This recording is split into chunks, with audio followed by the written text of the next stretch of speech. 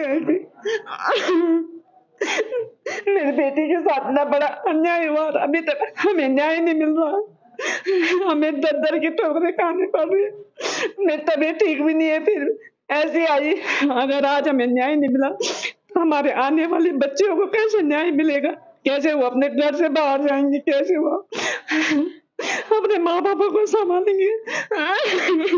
मैं नहीं चाहती कि जो दर्द मुझे मिला मेरी अन्य बेटियों को मिले।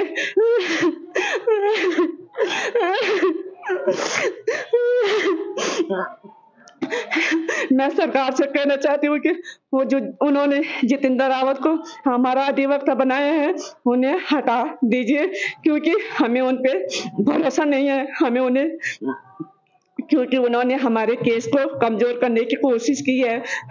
जब भी मैंने उनसे कहा कि आपने ये पॉइंट ऐसे क्यों कहा, तो उन्होंने कहा कि कोई बात नहीं है, ये जिले में ठीक हो जाएगा।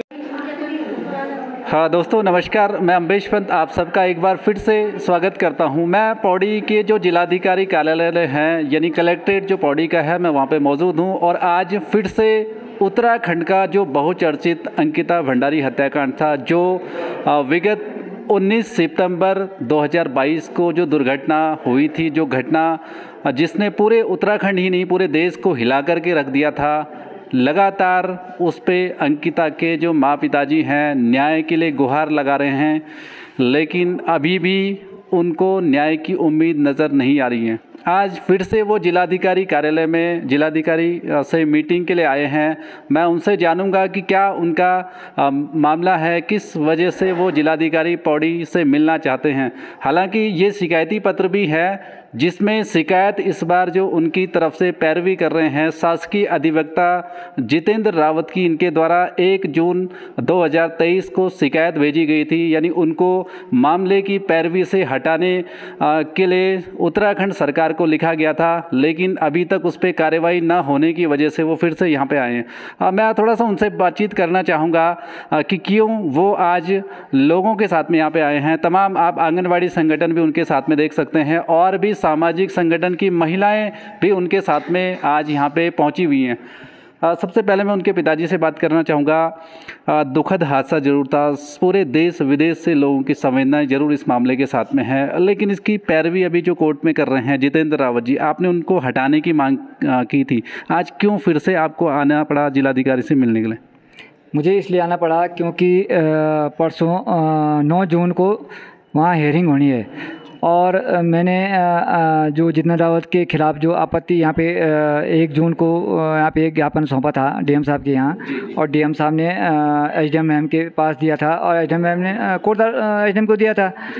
तो परसों जब मैंने डीएम साहब से बात हुई तो डीएम साहब ने कहा कि हमने शासनादेश को सरकार को भेज दिया है और उसमें तुरंत कार्रवाई की जाएगी। तुरंत कार्रवाई कब की जाए, क्योंकि परसों 9 तारीख को गवाहों के बयान दर्ज होने हैं, तो उसमें हमारी तरफ से सरकारी वकील कौन होगा, ये प्रश्न है मेरा कि 9 तारीख को हमारी तरफ से सरकारी अधिवक्ता कौन होगा।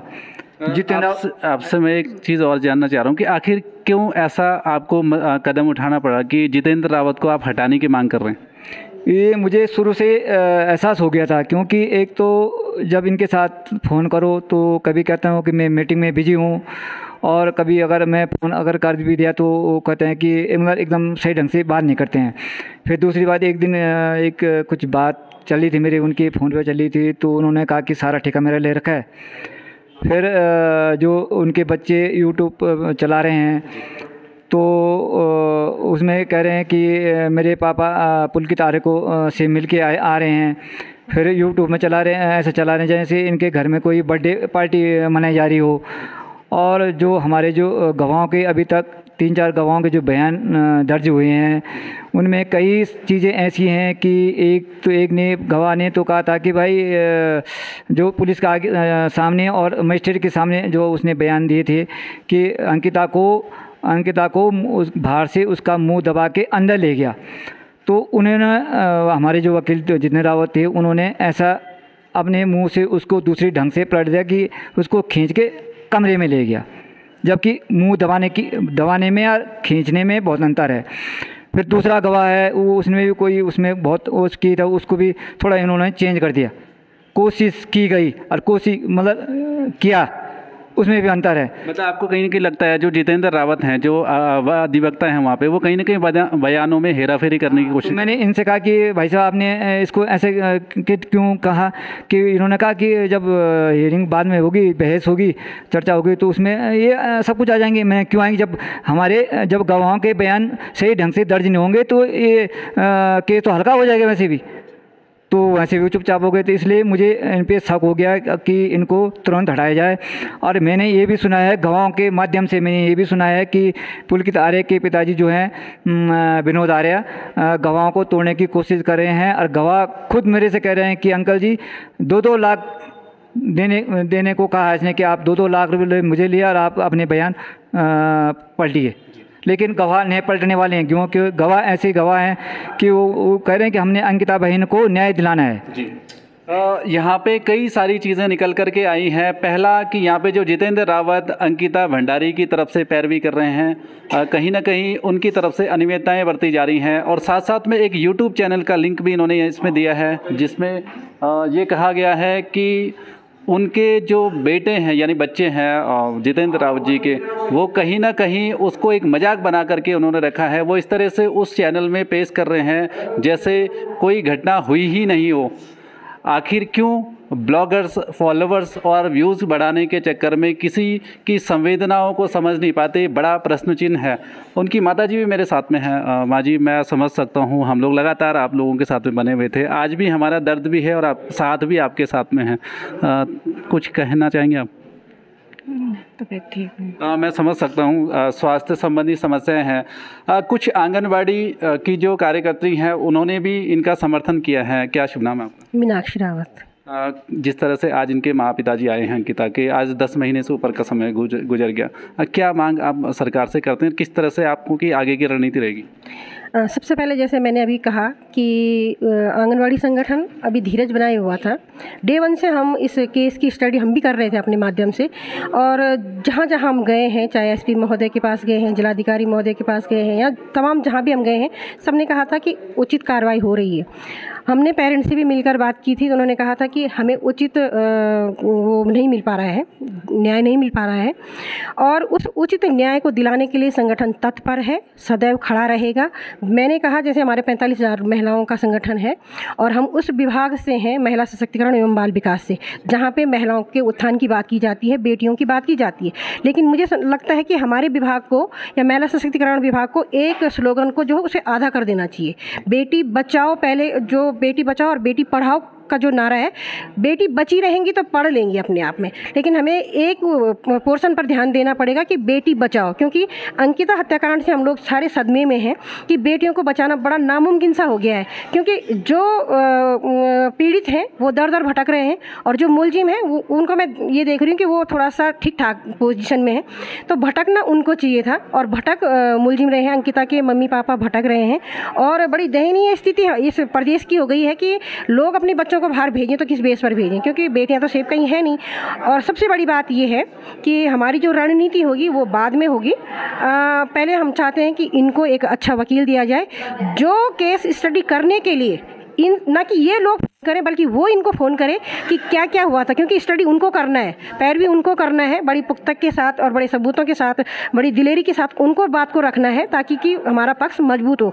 लेकिन मैं जैसे सुन रही हूँ कि वो हमारे ही केस को कमज़ोर करने पे लगे हुए हैं, तो हम आज जिलाधिकारी महोदय से यही निवेदन करने आए हैं कि हमें एक अच्छा सा और जो पैरवी करने वाला, जिनको जानकारी हो, केस की जानकारी हो, स्टडी को करता हो, वो वकील हमें दिया जाए ताकि हम लोग इस केस के प्रति अवेयर हो सकें, हमें न्याय मिले और वो न्याय मिले जो पेरेंट्स चाहते हैं, उनके अकॉर्डिंग मिले, हम सबके कहने से नहीं, उनके अकॉर्डिंग, क्योंकि हम उनके साथ खड़े हैं। और संगठन की जहाँ तक बात है, हम धरना प्रदर्शन भी करेंगे, भूख हड़ताल भी करेंगे, रैलियाँ भी निकालेंगे अगर हमारे पेरेंट्स के अकॉर्डिंग हमें न्याय नहीं मिलेगा तो।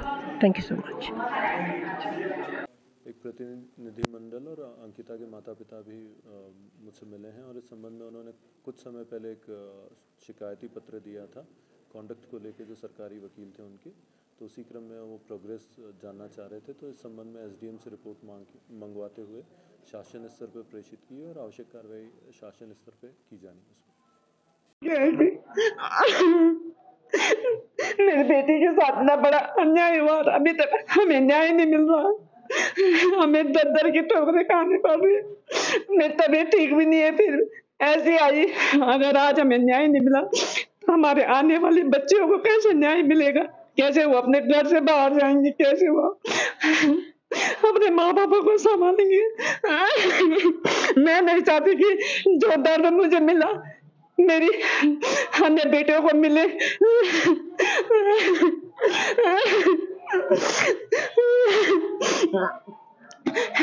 मैं सरकार से कहना चाहती हूँ कि वो जो उन्होंने जितेंद्र रावत को हमारा अधिवक्ता बनाया है उन्हें हटा दीजिए, क्योंकि हमें उन पे भरोसा नहीं है। हमें उन्हें, क्योंकि उन्होंने हमारे केस को कमजोर करने की कोशिश की है।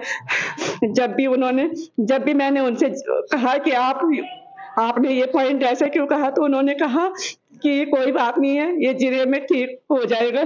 जिरे में कैसे ठीक होगा? जब अभी हमारा बयान सही नहीं होगा तो कैसे मेरे बेटे को न्याय मिलेगा? और बहुत सारी चीजें हैं जो जितेंद्र रावत को हटाने के लिए हम मजबूर हैं, क्योंकि हमें उन पे भरोसा नहीं है। क्योंकि उनके बेटे ने खुद कहा है अपने चैनल में कि मेरे पिता पुलकित आर्य से मिल के आ रहे हैं। क्यों गए वो पुलकित आर्य से मिलने के लिए? और उन्होंने कहा कि हमने एक नई गाड़ी भी ली है और मोबाइल भी लिया। कहाँ से उनके पास इतना पैसा आया, इसकी भी जांच की जाए।